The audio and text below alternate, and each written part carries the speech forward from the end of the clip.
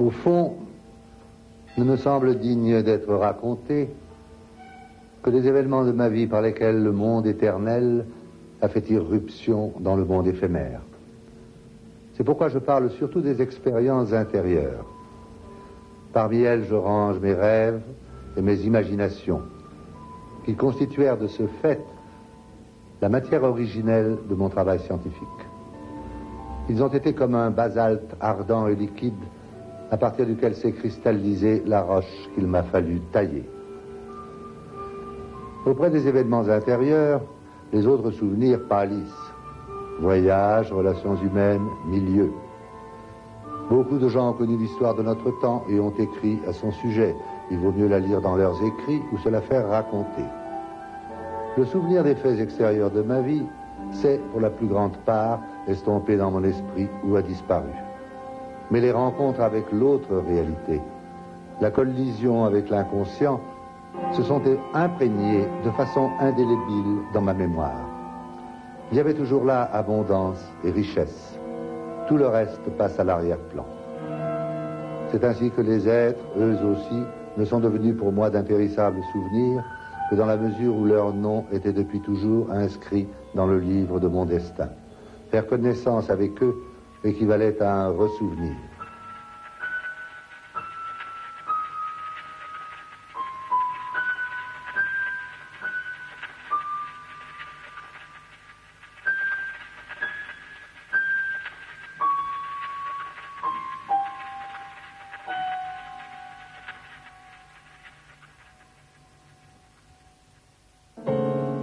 Cette émission est bâtie autour d'un entretien accordé par Jung en 1959 pour la BBC au journaliste anglais John Freeman. Jung allait alors faire 84 ans et mourut 2 ans après. Cet entretien est le dernier qu'il ait accordé de son vivant.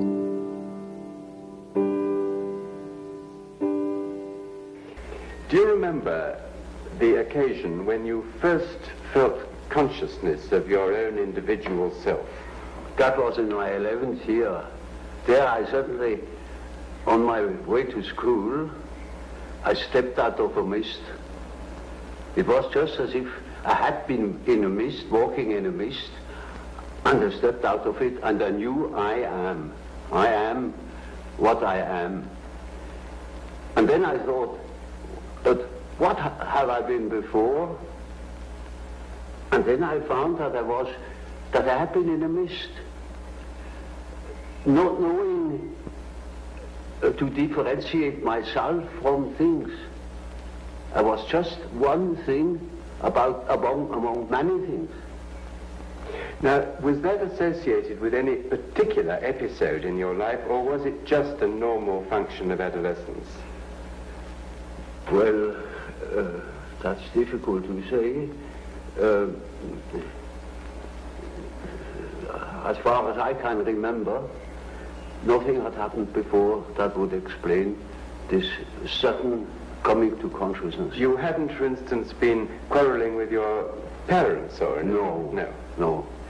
What memories have you of your parents? Were they strict and old-fashioned in the way they brought you up? Oh, well, you know, they belonged to the later parts of the Middle Ages. And my father was a parson in the country, and you can imagine what people were then, you know, in the 70s of the past century. They had the convictions in which people have lived since 1,800 years. How did he try to impress these convictions on you? Did he punish you, for instance? Oh, no, not at all. No, he was very liberal, and he was most tolerant, most understanding. Which did you get on with more intimately, your father or your mother? That's difficult to say. Of course, one is always more intimate with the mother. But when it comes to the personal feeling, I had a better relation to my father, who was predictable, than with my mother, who was, to me, a very problematical something. So, at any rate, fear was not an element in your relation with your father? Not at all. Did you accept him as being infallible in his judgments? Oh no, I knew he was very fallible. How old were you when you knew that? Now, let me see.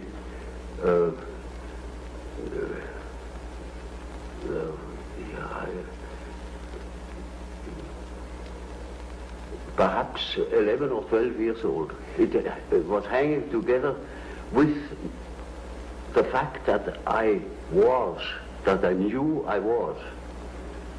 And from then on, I saw that my father is different. Yes. So the moment of self-revelation was closely connected with realizing the fallibility of your parents. Yes, one could say so. Now, what about... But I realized that I had fear of my mother, but not during the day. There she was quite known to me and predictable, but in the night, I had fear of my mother. And can you remember why? Can you remember what that... I have not the slightest idea why.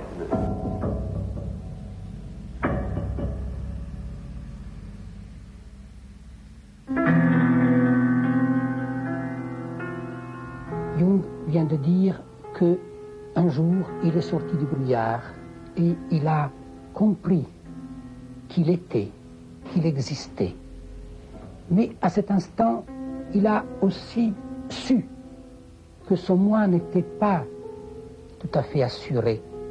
Nous savons en effet qu'il avait des émotions puissantes, des rêves troublants, impressionnants. Il se sentait double. Pour une part, dans un monde clair où il s'orientait bien, mais d'autre part, montaient en lui des images, des rêves, des impulsions, des peurs. Et d'une façon tout à fait naturelle, spontanée, il éprouvait aussi sa mère comme double, pour une part claire, douce, et puis soudainement dangereuse, violente et sombre, comme la forêt qui entourait la maison paternelle à Laufen, près de Bâle.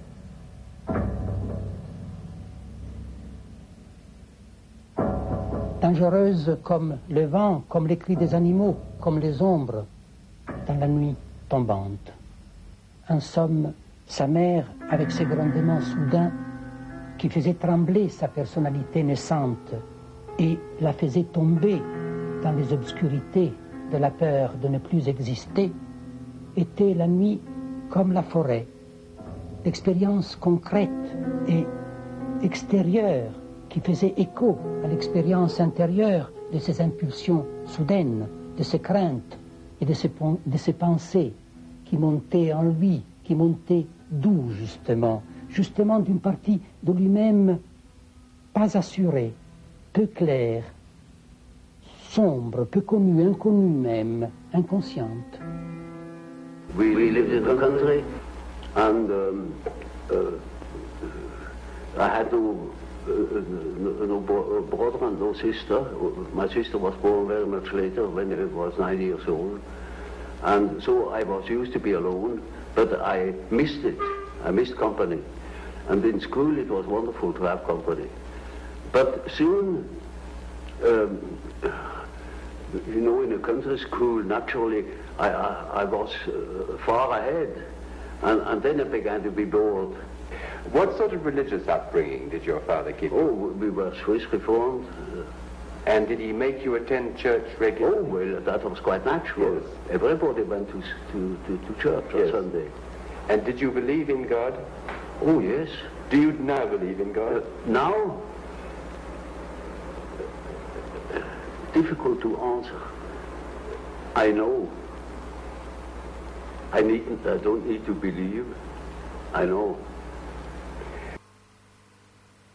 Lorsque Jung dit qu'il ne croit pas, mais qu'il le sait à propos de la question de Dieu, il faut savoir faire la différence entre ce qui est sa position personnelle et ce qui est sa position de savant.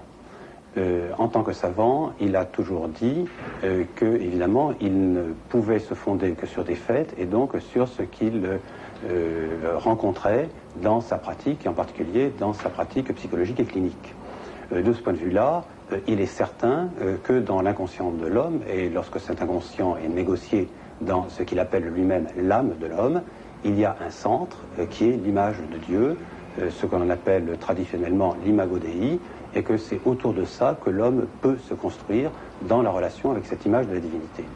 Mais par ailleurs, Jung a toujours dit, d'un point de vue personnel, qu'il ne pouvait pas, ce qui poursuit sa position de savant, qu'il ne pouvait pas se contenter de la simple croyance, comme il l'avait vu par exemple chez son père, qui croyait sans comprendre quoi que ce soit à ce à quoi il croyait, mais qu'il avait besoin réellement d'avoir des raisons de croire à quelque chose. Et de ce point de vue-là, il retrouve sans aucun doute l'une des intuitions gnostiques les plus profondes, si l'on prend bien entendu ce mot de gnose à son sens réel, c'est-à-dire celui de connaissance, c'est qu'il ne peut pas croire, lui, personnellement en Dieu, s'il n'a pas une connaissance qu'il arrivait à acquérir de cette divinité dans son expérience personnelle. Et donc, de ce point de vue-là, effectivement, il est au-delà même de la croyance, il y a une connaissance qu'il a éprouvée à l'intérieur même de sa vie.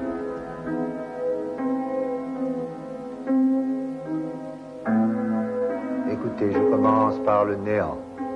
Le néant est identique à la plénitude. Dans l'infini, le plein ne se distingue pas du vide. Le néant est vide et plein. Vous pouvez tout aussi bien dire autre chose du néant. Par exemple, qu'il est blanc ou noir, ou qu'il n'existe pas, ou bien qu'il existe. Un infini éternel n'a pas de qualité, car il a toutes les qualités. Le néant ou la plénitude, nous l'appelons le plérum. En lui, la pensée et l'existence cessent, car l'éternel et l'infini n'ont pas de qualité. Originally, I wanted to be an archaeologist. Assyriology, Egyptology, something of the sort. I hadn't the money. The study was too expensive.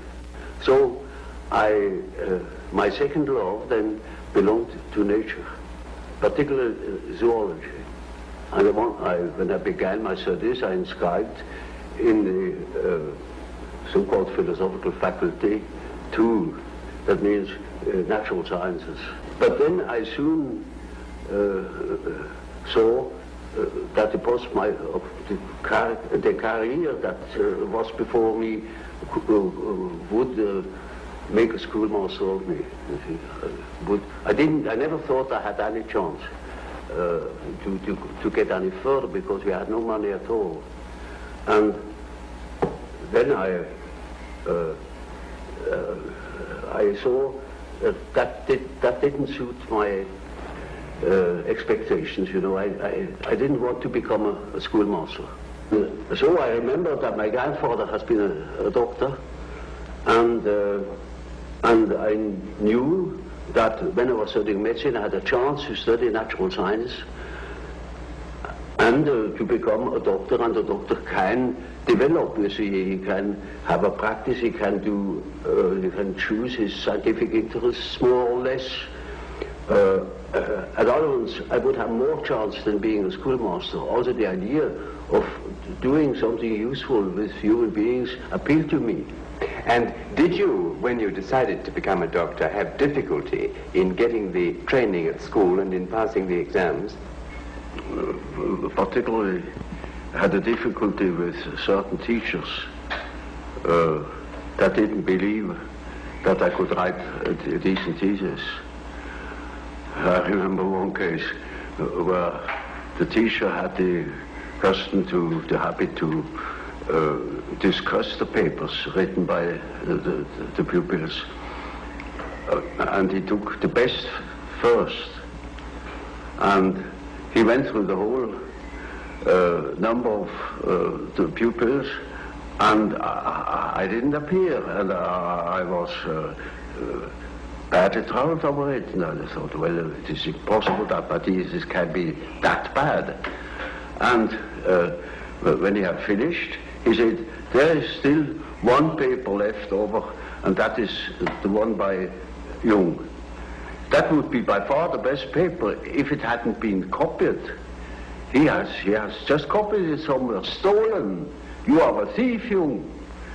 And if I knew where you have stolen it, I would fling you out of school. And I got mad and said, this is the one thesis where I have worked the most, because the theme was interesting, in contradistinction, you know, to other themes which are not at all interesting to me. And then he said, you are a liar, and if you can prove that you have stolen that thing somewhere, then you get out of school. Très profondément déçu et blessé, je jurais de me venger du maître. Si j'en avais eu l'occasion, ce qui se serait passé aurait simplement relevé du droit du plus fort. Mais comment diable pouvais-je prouver que je n'avais pas copié ma dissertation? Ma tristesse et ma fureur menaçaient de dépasser la mesure. Mais alors se produisit quelque chose que j'avais déjà plusieurs fois observé. Un silence se fit soudain en moi, comme si l'on avait fermé une porte insonorisée, m'isolant d'une enceinte bruyante. Il existait à l'arrière-plan le sentiment d'une participation de quelque chose qui n'était pas moi, un peu comme si j'avais été touché par un souffle venu de l'univers astral et des espaces infinis, ou comme si un esprit invisible était entré dans la chambre, un esprit disparu depuis longtemps, mais qui serait continuellement présent dans l'intemporel et jusque dans un lointain avenir. Well, now, when the time came that you qualified as a doctor, what made you decide to specialize in being an alienist? Yeah, that was rather an interesting point. When I had finished my studies practically, and when I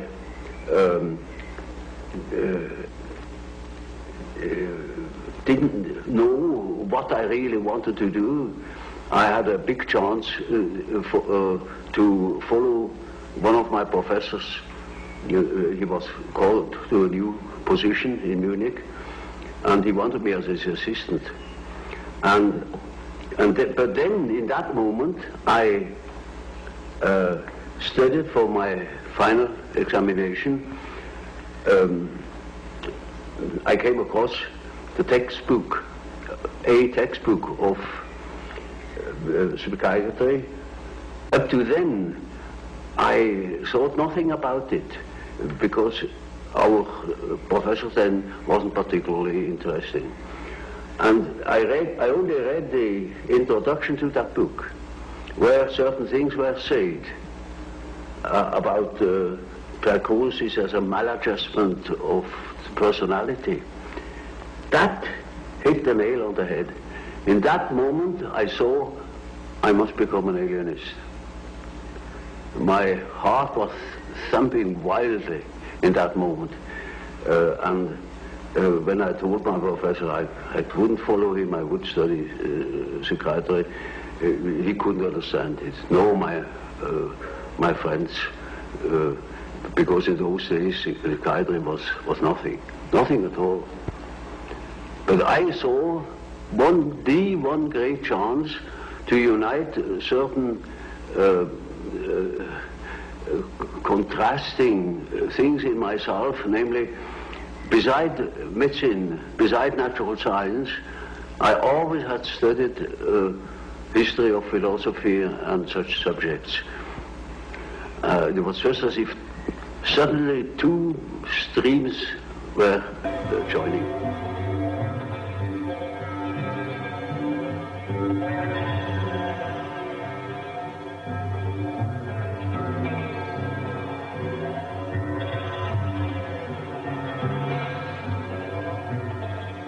Jung vivait en même temps l'attraction intense pour la nature, pour la réalité concrète, et l'attraction pour les créations culturelles, pour les arts, les littératures, l'histoire, et surtout la philosophie peut-être, et vivait d'une manière assez dramatique intérieurement la question de comment ces deux plans de la réalité pouvaient tenir ensemble dans sa personne.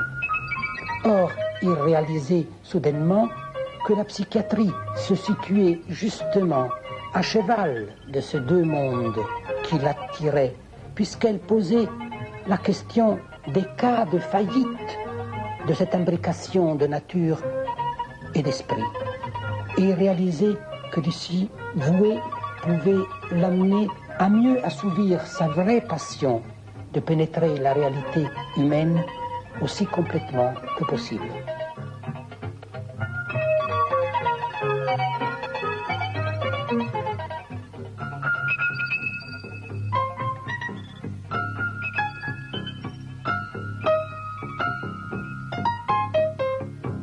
You see, I finished my studies in 1900, and I met Freud only very much later. I read, in 1900 I already read his dream interpretation and Freud studies about hysteria. But that was merely literary, you know. And then in 1907, I became acquainted with him personally. Will you tell me how that happened? Did you go to Vienna? Oh, well, I'd written a book about the psychology of dementia precox, as we called schizophrenia then. And I sent him that book, and thus became acquainted. I went to Vienna for a fortnight then, and then we had very long and penetrating conversations, and that settled it. And this long and penetrating conversation was followed by personal friendship? Oh yes, it soon developed into a personal friendship. And what sort of man was Freud? Well, he was a complicated nature, you know. I liked him very much, but I soon discovered that when he had thought something, then it was settled, while I was doubting all along the line. And it was impossible to discuss something really à fond. You know, he had no philosophical education, particularly, I was studying Kant, and I was steeped in it. And that was far from Freud. So from the very beginning, there was a discrepancy. Did you in fact grow apart later, partly because of a difference in temperamental approach to experiment and proof and so on? Well, of course, there is always a temperamental difference. And his approach was naturally different from mine, because his personality was different from mine. That led me into my later investigation of psychological types. There are definite attitudes. Some people are doing it in this way, and other people are doing it in another typical way. And there were such differences between myself and Freud too. Do you consider that Freud's standard of proof and experimentation was less high than your own? Well, you see, that is an evaluation I'm not competent of. I am not my own history or my historiographer. In reference to certain results, I think my method has its merits. Tell me, did Freud himself ever analyze you? Oh yes, I had submitted quite a lot of my dreams to him, and so did he. And he to you, yes? Oh yes, yes. Yes. Do you remember now, at this distance of time, what were the significant features of Freud's dreams that you noted at the time? Well, that is rather indiscreet to ask. You know, there is such a thing as a professional secret. He's been dead these many years. Yes, but these regards last longer than life.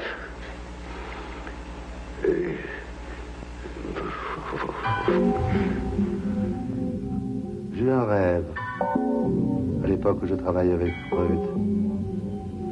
Je rêvais que j'étais chez moi, apparemment au premier étage, dans un agréable et confortable salon meublé dans le style du XVIIIe siècle.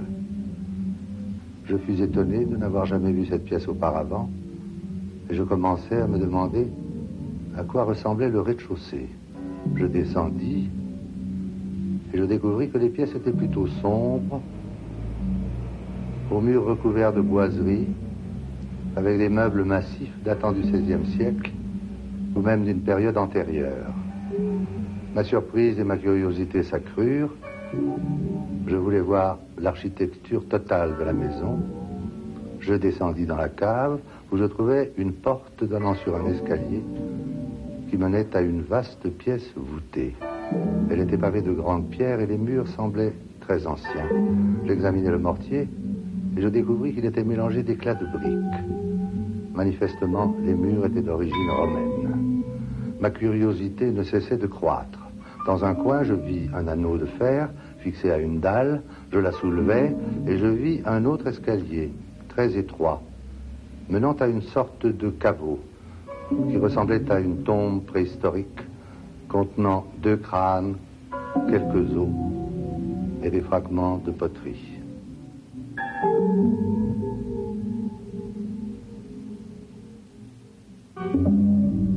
Je me réveillai.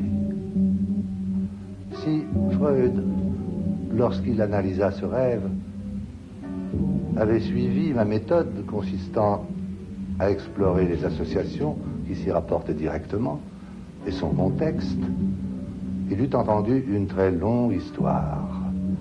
Mais j'ai bien peur qu'il l'eût écartée en la considérant comme une simple tentative d'échapper à un problème qui était en réalité le sien. Pour ce qui est de la différence d'interprétation des rêves entre Freud et Jung, il est intéressant de se rendre compte qu'ils prennent la relève d'une question qui a été débattue extrêmement longtemps dans notre civilisation, particulièrement à l'intérieur de l'Église catholique, à savoir, est-ce que le rêve est ce qu'on appelle théorématique, c'est-à-dire est-ce qu'il révèle directement une sorte de vérité qui lui serait interne, ou alors, au contraire, est-ce qu'il dérobe comme un secret, est-ce qu'il travestit une vérité qu'il s'agit de comprendre? Pour Jung, et de ce point de vue-là, il s'inscrit dans une très très longue tradition, par exemple dans la pensée indienne traditionnelle, ou bien alors dans un certain nombre de philosophies islamiques, ou tout simplement l'usage des rêves tel qu'on le trouve dans la Bible, c'est-à-dire qui sert de révélation. Pour Jung, donc, un certain nombre de rêves, au-delà de l'interprétation freudienne, même s'il ne la remet pas en cause, un certain nombre de rêves sont chargés de nous révéler quelle est la vérité la plus profonde de notre âme, et doivent être soumis de ce point de vue-là, non pas à une interprétation telle qu'on l'entend d'habitude en psychanalyse, mais sans doute beaucoup plus à ce qu'il est convenu d'appeler une herméneutique, c'est-à-dire quelque chose qui va chercher le sens intérieur du rêve, qui l'amène au jour de la conscience, pour nous permettre de nous recentrer vis-à-vis de notre vérité intérieure, et qui, en même temps, doit nous permettre d'aborder notre avenir, c'est-à-dire les métamorphoses de notre âme, pour l'amener à son accomplissement dernier.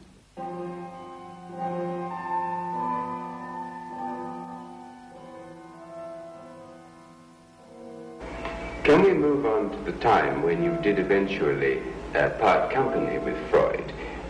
It was partly, I think, with the publication of your book, The Psychology of the Unconscious. Is that correct? That was the real cause. Well, now, before you... Oh, I mean the final cause, because it had a long preparation. You know, from the beginning I had a reservatio mentalis.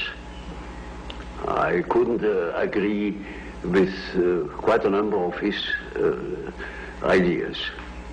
Which ones in particular? Well, chiefly his purely personal approach and his disregard of the historical conditions of man. You see, we depend largely upon our history. We are shaped through education, through the influence of the parents, which are by no means always personal. They were prejudiced, or they were influenced by historical ideas, or what I call dominance. And that is a most decisive factor in psychology. We are not of today or of yesterday. We are of an immense age. Was it not partly your observation, your clinical observation of psychotic cases which led you to differ from Freud on this? It was partially my experience with schizophrenic patients that led me to the idea of certain general historical conditions. Is there any one case that you can now look back on and feel that perhaps it was the turning point of your thought? Oh yes, I made quite a number of experiences of that sort, and I went even to Washington to study Negroes at the psychiatric clinic there in order to find out whether they have the same type of dreams as we have. And these experiences and others led me then to the hypothesis that there is an impersonal stratum in our psyche. And I can tell you an example. We had a patient in the ward. He was quiet but completely dissociated, schizophrenic. And he was in the clinic already for over 20 years. He had come into the clinic, as a matter of fact, being a young man, a little clerk, and did no particular education. And once I came to the ward, and he was obviously excited and called to me, took me by the lapel of my coat and led me to the window and said, "Doctor, now you see, now look at it, look up at the sun and see how it moves. You see, you must move your head too, like this, and then you will see the follows of the sun. And, you know, that's the origin of the wind. And you see how the sun moves as you move your head from one side to the other." Now, of course, I didn't understand it at all. I thought, there you are, he's just crazy. But that case remained in my mind. And 4 years later, I came across a paper written by the German historian Dietrich, who had dealt with the so-called Mithras liturgy, a part of the great Parisian sorcerer Papyrus. And there he produced a part of the so-called Mithras liturgy. Namely, it is said there, after the second prayer thou wilt see how the disk of the sun unfolds. And you will see hanging down from it the tube, the origin of the wind. And when you move thy face and face to the regions of the east, it will move there. And if you move your face to the region of the west, it will follow you. And instantly. But how could you be sure that your patient wasn't unconsciously recalling something that somebody had told him? Oh no, quite out of question, because that thing was not known. It was in a magic papyrus in Paris, and it wasn't even published. It was only published 4 years later after I had observed it with my patient. Jusqu'à la fin de sa vie, Jung a essayé de cerner, de préciser, toujours à nouveau, ce qu'il entendait par inconscient collectif.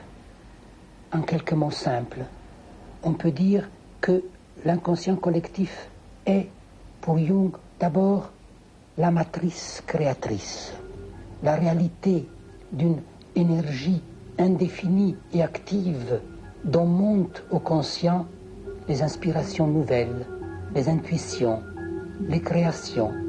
Jung a appelé archétype ces tendances naturelles à imaginer, à inscrire dans une forme les instincts et par là à les canaliser, à en limiter l'énergie. Alors il faut bien préciser que pour Jung, Seulement les tendances structurantes sont innées, héritées et transmises, mais certainement pas les images précises qui sont définies par les cultures, par l'histoire et qui varient à l'infini.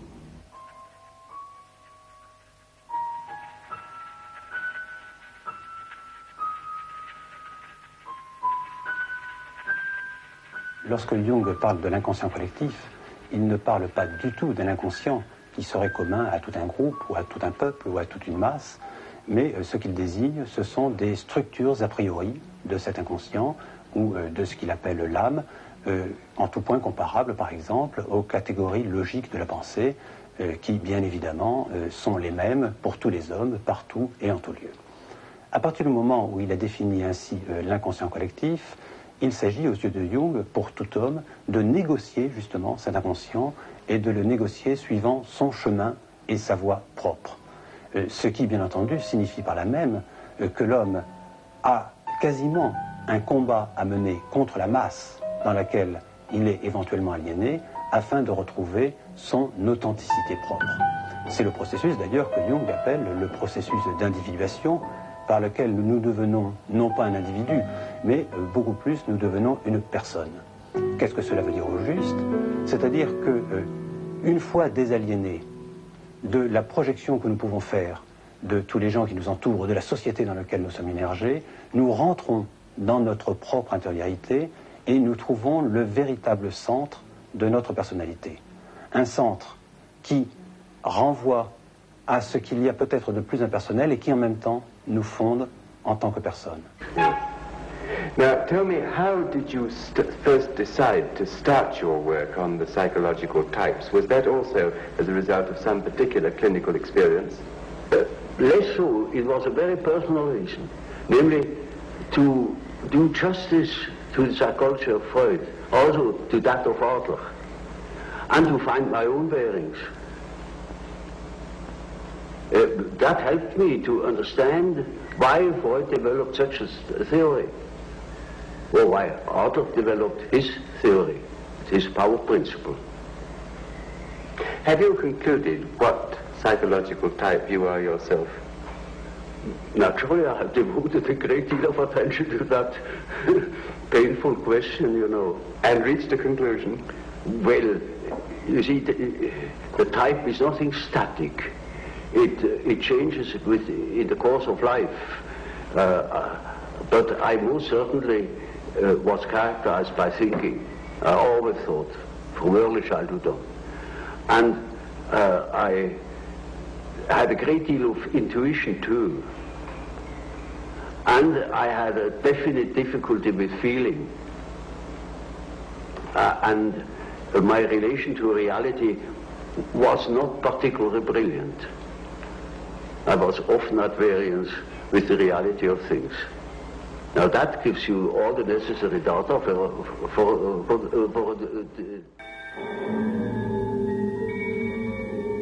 Ce qu'il faut bien comprendre à propos des types psychologiques, c'est, contrairement à ce qu'on croit d'habitude, qu'ils ne désignent pas du tout quelque chose de fixe, mais qu'ils varient au fur et à mesure de la vie.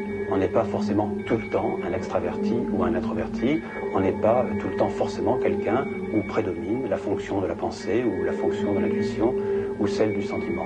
Mais au fur et à mesure de notre développement personnel, nous pouvont passer d'un type à un autre, échanger en quelque sorte les colorations qui sont celles de notre existence. Mais encore plus profondément, pour comprendre vraiment ce que Jung a voulu dire avec les types psychologiques, il faut savoir qu'il est remonté à toute une recherche sur les genres de personnalité qui avait déjà été menée, par exemple par Origène au début du christianisme, ou qu'on le retrouve encore dans tout un certain nombre de réflexions faites par les gnostiques, et puis surtout particulièrement, car Jung y attache une très grande importance, et il en parle longuement, par les considérations de Maître Eckhart sur la manière dont la personnalité s'adapte à notre monde dans la découverte de sa propre intériorité.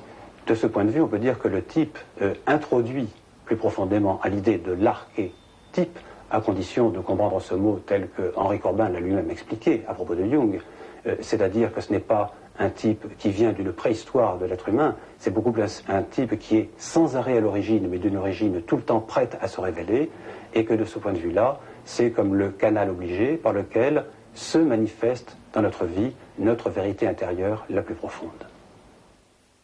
Because we need more psychology. We need more understanding of human nature, because the only real danger that exists is man himself.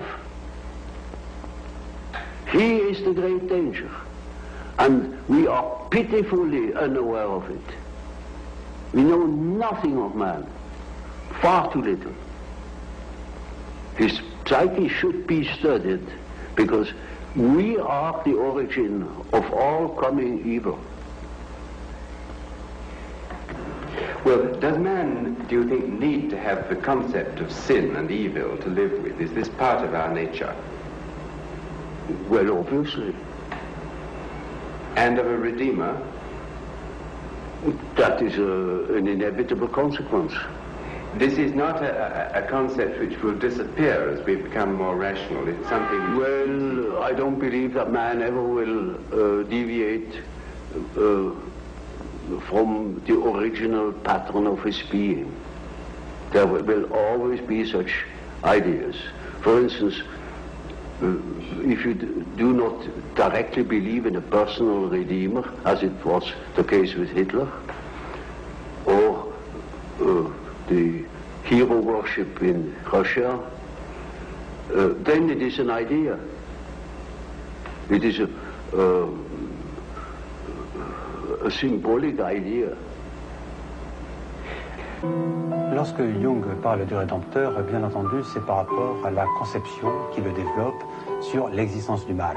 À savoir que pour lui, le mal n'est pas simplement une privation de bien, comme on l'a défini d'une manière classique, mais c'est beaucoup plus quelque chose qui existe réellement, qui est là dans notre vie, à quoi il faut s'affronter et qu'il faut, d'une certaine manière, arriver à surmonter. Le Rédempteur, pour lui, c'est une image intérieure qui existe en nous, une image intérieure de la divinité pour certains, s'ils le veulent, mais une image intérieure symbolique qui nous donne notre propre rectitude et qui est comme notre guide spirituel qui nous permet justement de surmonter le mal. Et tout le problème là est qu'il faut bien comprendre qu'il s'agit d'un phénomène intérieur, que le Rédempteur se trouve dans notre âme, et que surtout il faut éviter, ou il faut prendre conscience qu'il n'est pas au dehors, qu'il ne s'agit pas de projeter cette image dans le monde extérieur, car si on la projette, alors là on tombe dans ce qu'on appelle le littéralisme, c'est-à-dire qu'en fin de compte, on va croire dans un chef charismatique, on va croire dans un père des peuples, c'est-à-dire que le Rédempteur, en quelque sorte, s'inverse, se diabolise, pour prendre un vocabulaire religieux, et donne lieu, en fait, à toutes les dictatures.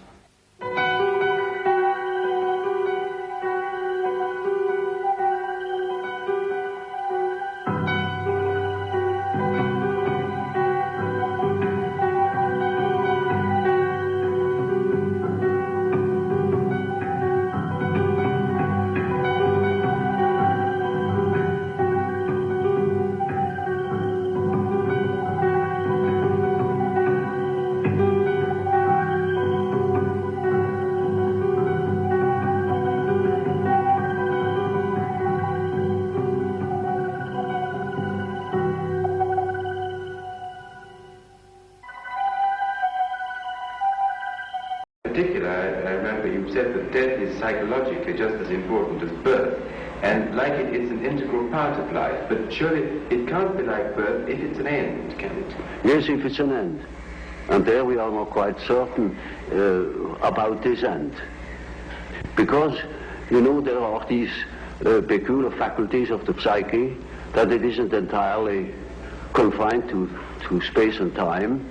You can have dreams or visions of the future. You can see round corners and such things. Only ignorance deny these facts. It's quite evident that they do exist and have existed always. Now these facts show that the psyche, in part at least, is not dependent upon these confinements. And then what? When the psyche is not under that obligation to live in time and space alone, and obviously it doesn't, then in to that extent, the psyche is not submitted to those laws. And that means a practical continuation of life, of a sort of psychical existence beyond time and space. Bien sûr, nous savons que dans la mort il y a une fin. Mais qu'en est-il de la partie de nous à laquelle il arrive d'expérimenter les phénomènes auxquels il faisait allusion? Cette partie qui, pour le dire encore plus simplement, par sa conscience même de la mort, n'est pas tout à fait prise dans le flux de la vie, dans ses limites. Si nous réfléchissons là-dessus, il n'est plus aussi évident que tout soit soumis au destin de la fin.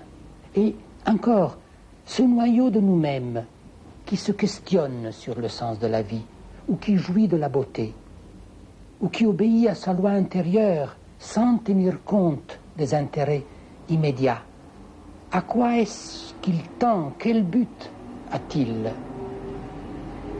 Eh bien, son but semble d'arriver à la fin physique après avoir élargi tant que possible le niveau de conscience, après avoir exprimé autant que possible sa charge d'amour, de beauté, c'est-à-dire après avoir porté à l'état de réalisation une certaine parcelle d'accroissement de conscience qui n'était au départ que possible. Si les imaginations se traduisent sous forme de dessins, on voit naître des symboles qui appartiennent surtout au type dit mandala. Mandala signifie cercle, et spécialement cercle magique. Les mandalas ne sont pas seulement répandus à travers tout l'Orient, ils sont en outre abondamment représentés chez nous dans des œuvres médiévales. Ce sont en particulier des mandalas chrétiens qu'il faut attribuer au haut Moyen-Âge. La plupart représentent le Christ au centre, avec les 4 évangélistes ou leurs symboles aux points cardinaux. Cette conception doit être très ancienne, puisqu'en Égypte, Horus et ses 4 fils sont figurés de la même manière. On sait qu'Horus, avec ses 4 fils, est en relation très étroite avec le Christ et les 4 évangélistes. On rencontre la plupart du temps une forme de fleur, de croix ou de roue, avec une prédilection marquée pour le nombre 4, qui rappelle la tétractis pythagoricienne, le nombre fondamental. De tels mandalas se trouvent également dans les dessins de sable réalisés à des fins religieuses chez les pueblos. Mais c'est naturellement l'Orient qui possède les plus beaux mandalas, en particulier dans le bouddhisme tibétain. J'ai également rencontré des dessins en forme de mandala chez des malades mentaux, et cela chez des gens qui n'avaient sûrement pas la moindre idée de telle connexion. Les patients eux-mêmes ne peuvent pas dire grand-chose de la signification des symboles en forme de mandala qu'ils produisent. Ils sont simplement fascinés par eux. Je les trouve expressifs et opérants dans un rapport quelconque avec leur état psychique subjectif.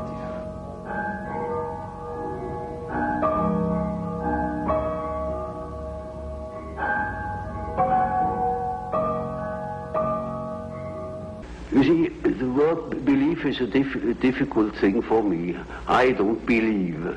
I must have a reason for a certain hypothesis. Either I know a thing, and when I know it, I don't need to believe it.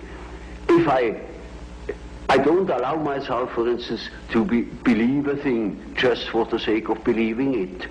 I can't believe it. But when there are sufficient reasons for a certain hypothesis, I shall accept these reasons, naturally. I should say, we have to reckon with the possibility of so-and-so, you know. Well, now, you told us that we should regard death as being a goal, yes, and that to shrink away from it is to evade life and yes, live life purposely. yes. What advice would you give to people in their later life to enable them to do this, when most of them must in fact believe that death is the end of everything? Well, you see, I have treated many old people, and it's quite interesting to watch what the unconscious is doing with the fact that it is apparently threatened with a complete end. it disregards it. Life behaves as if it were going on. And so I think it is better for old people to live on, to look forward to the next day, as if he had to spend centuries. And then he lives properly.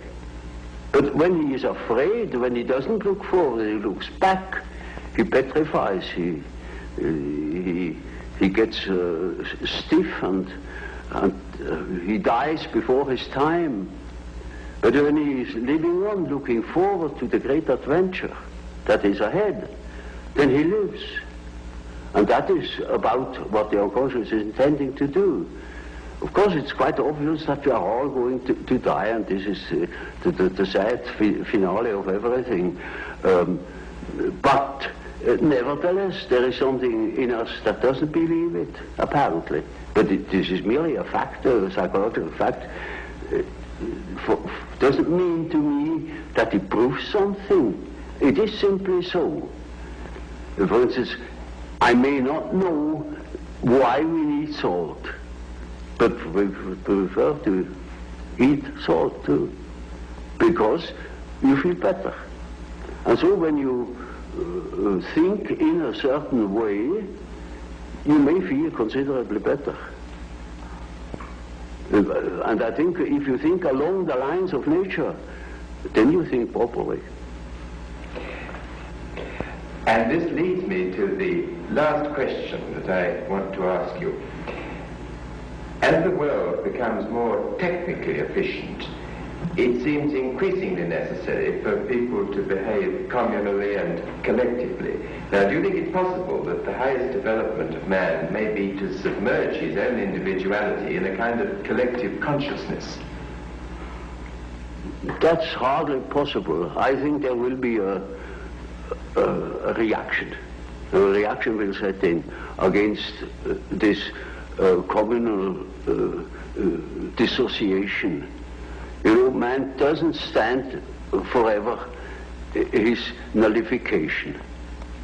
Once there will be a reaction, and I see it setting in. You know, when I think of my patients, they all seek their own existence, and to assure their existence against that complete atomization into nothingness or into meaninglessness.